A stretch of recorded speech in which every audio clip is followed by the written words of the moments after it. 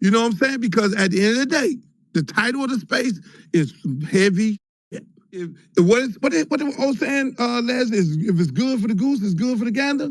If you're gonna call Kamala Harris a tether, and she can't speak for black people of Black America, then you got to have that same smoke for Minister Farrakhan and got Malcolm X.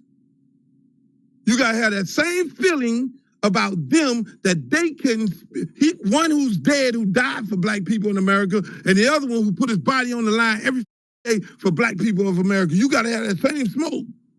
You can't separate them. You can't separate them. So he ain't want to come up here because he's scared.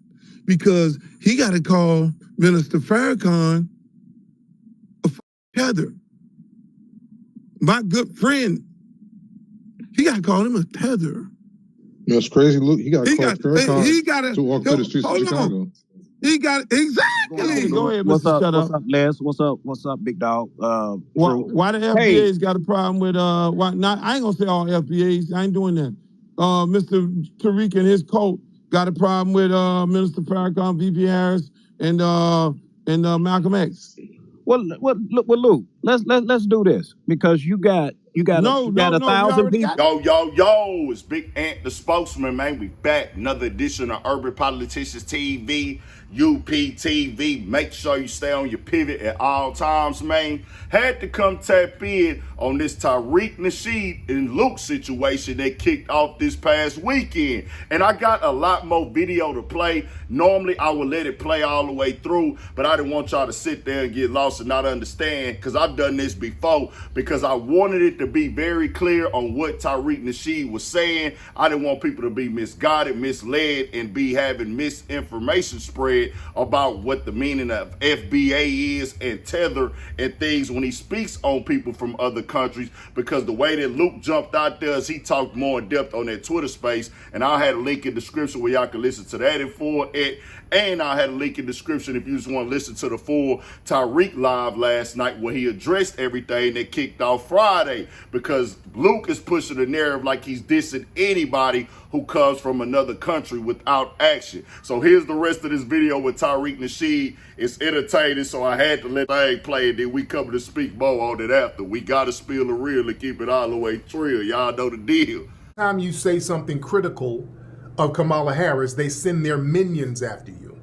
A lot of these Negroes that's connected to the Democrats, they sent Isaac Hayes Jr. with his little old pudgy clout chasing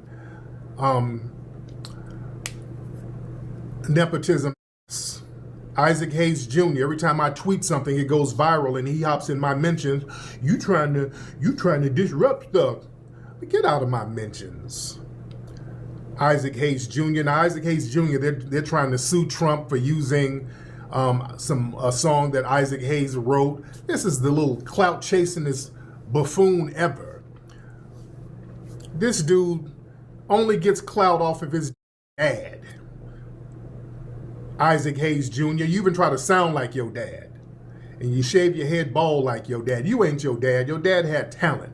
You a big old pudgy hack. And also whining to another man, that's real weird, Isaac Hayes Jr. Dudes who whine to other men, I'm real skeptical of dudes like that, because I don't know no heterosexual dudes who do that, who whine to other dudes. And plus, I ain't never seen you with no woman. Are you rubbing that big bald head on somebody's pussy, Isaac Hayes Jr.? Trying to sound like your dad? I want to make love to you, woman. I want to make it down by the fire. Trying to make your voice deep like your dad. You ain't your daddy, nigga. You ain't your dad. You a Democratic shill with your buttersquash nose. You are a Democrat being a Democratic shill. So Uncle Luke, Luther Campbell, this talentless hack. Now, me and him, we had a little debate a couple of years ago, and we had decorum about it, you know, because he was on that Democratic shield stuff then. And also, Luther Campbell he just did an interview with Kamala Harris, and it was some softball stuff. So he's in the pocket of these people. He's another one. They're in the pocket. They get these goofy music artists and put them in their pocket and have them doing the shilling for them. The thing is, Luke ain't got no clout on these streets. Luke ain't got no clout on these streets, y'all. That's why Luke was trying to bait me into going to his old dry room. He has to use my name to get clout. Nobody's about to go into a mush mouth tether troll babbling space where they're just lying. They already defeated you. If you're reduced to lying, I've already defeated you. They said he was sounding like he was drunk.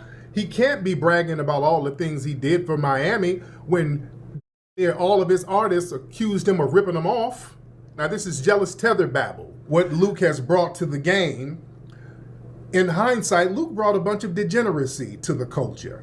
All of the coochie popping and all of that stuff. Yeah, it was cute and it was fun when we were little looking at that stuff because it was provocative.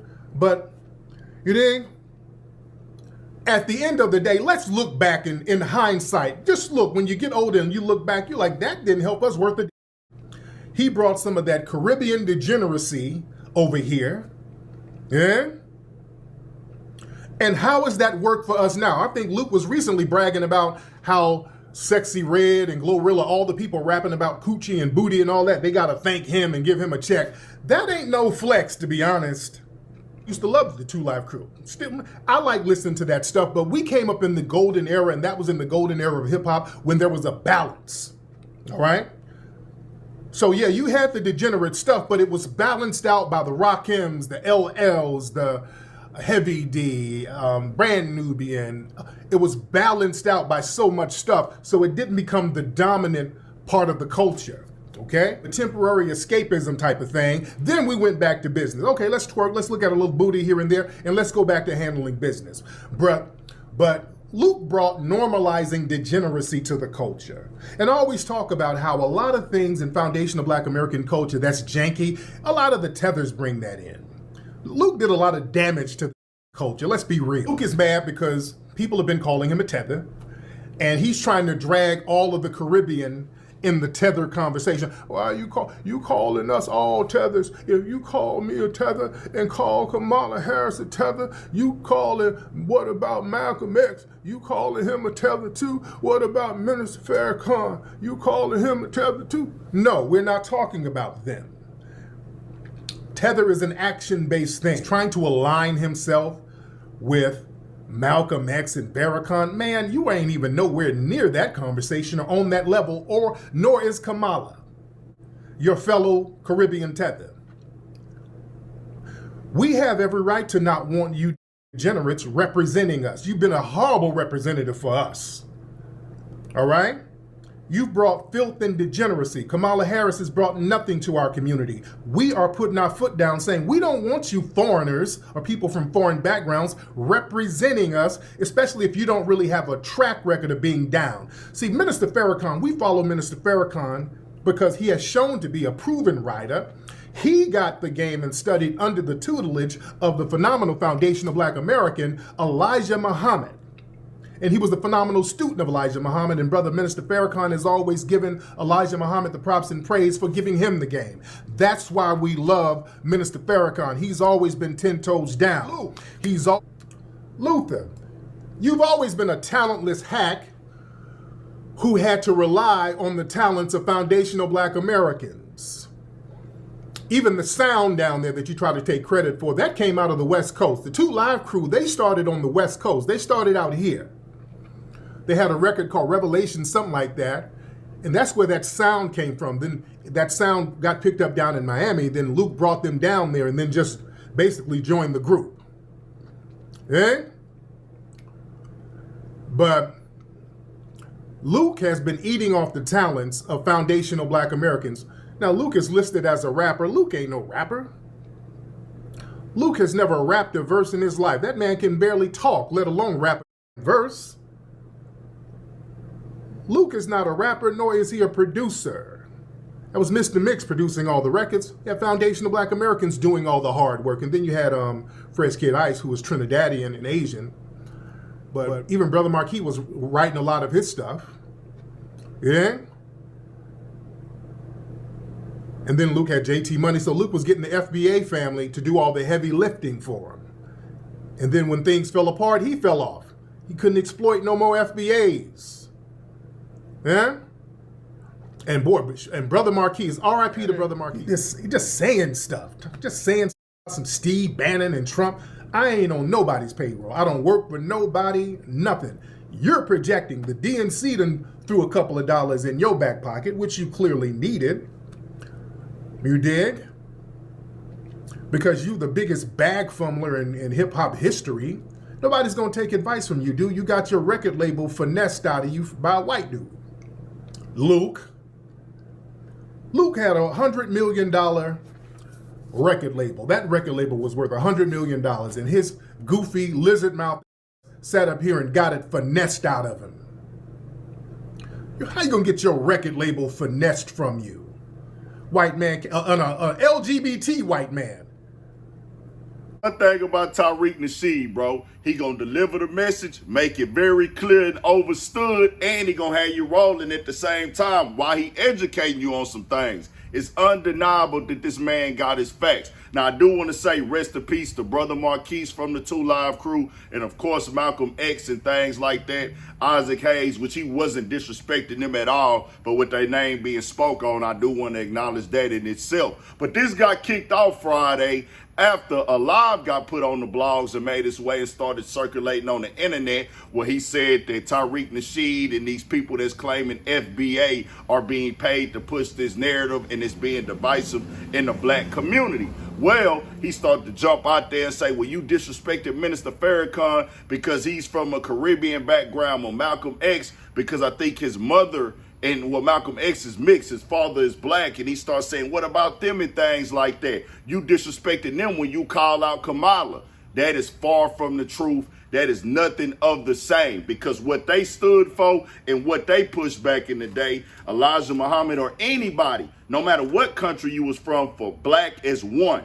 When Tariq Nasheed uses these words, tether, this is an action that people take. And that's what Uncle Luke probably knows, but wants to act like he didn't know, or wants to play dumb to it or numb to it, or he ain't did the proper research. He can't debate with Tariq Nasheed. They already did one a couple years ago, which I had just found that out on Friday, where he's saying, and it's not a debate, child, it's an action. It's, hey, you come over here, you identify as black when it's convenient, but you then talk down on black Americans. You separate black Americans. You run with the stereotypes that have been placed on us as damaging, violent, animals, thieves, crooks, losers, and lazy. You come with that sentiment that you're above black Americans, but at the same time, you identify as black when it is beneficial to you. Or you claim like you black and you represent black, or you're going to be here to support black people, but you haven't done anything for black people, but you use it as a window of opportunity. And it's other things that fall under the tether conversation as well.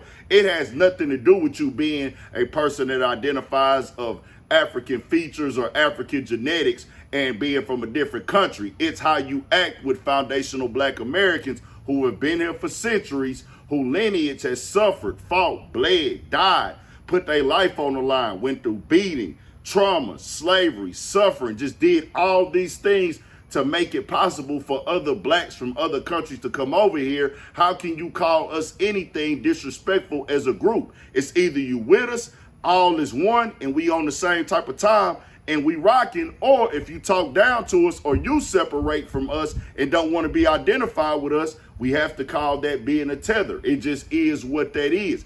That's what a foundational black American is. Somebody who has this lineage of here, who went through all the things that got the country in this place, and they're not immigrants and things like that. Because we know, and I've dealt with this in my real life.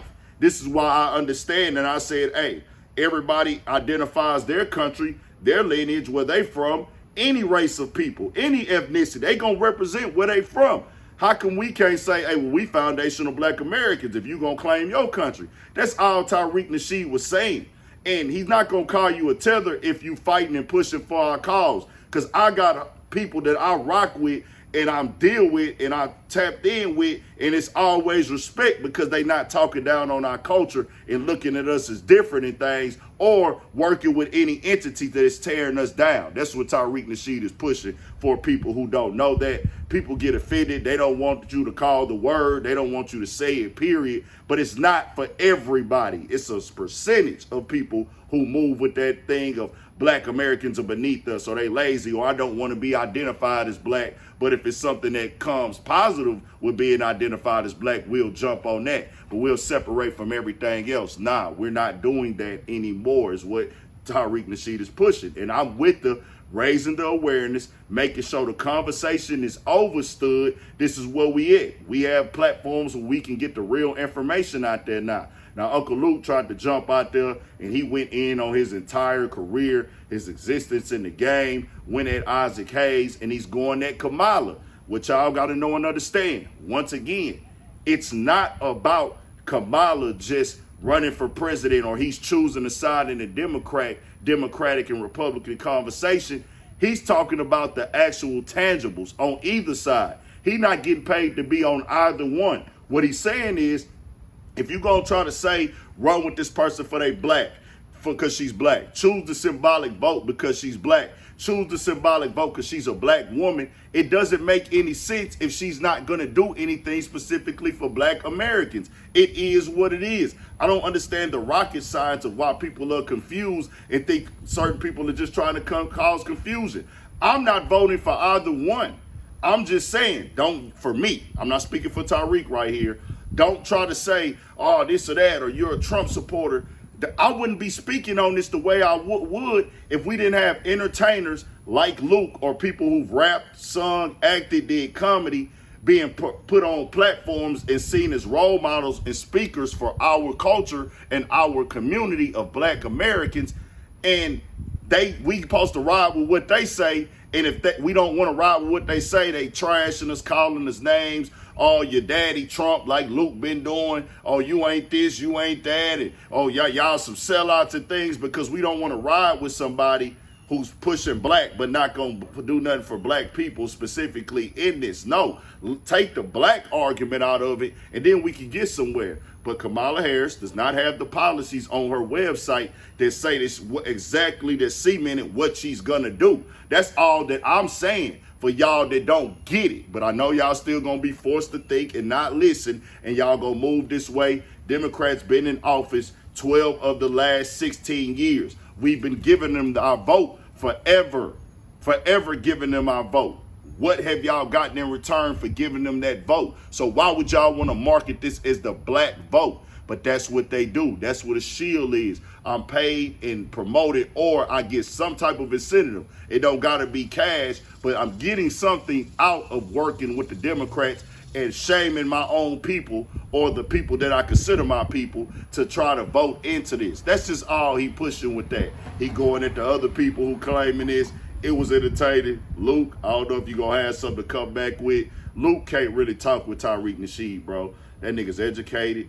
He know the words. He know the history. This nigga know the geography of breakdowns and wars, when countries were founded. A lot of the countries that people claim didn't come get founded till way after they did in America. So a lot of these people claiming countries that's really new, and he just letting it be known, it ain't no disrespect to y'all, but if y'all come at us, then we got to come back and react to it. I tell y'all about the laws of relation. For every action, there's a reaction, there's a cause and effect, and there's an understanding of what you gonna get. If you ask for it, you campaign for it, you gonna get elected. It just is what it is when it comes to these conversations. Tell me what y'all think. We got more coming, more videos, all that. 1000 for shit show. Stay on your pivot.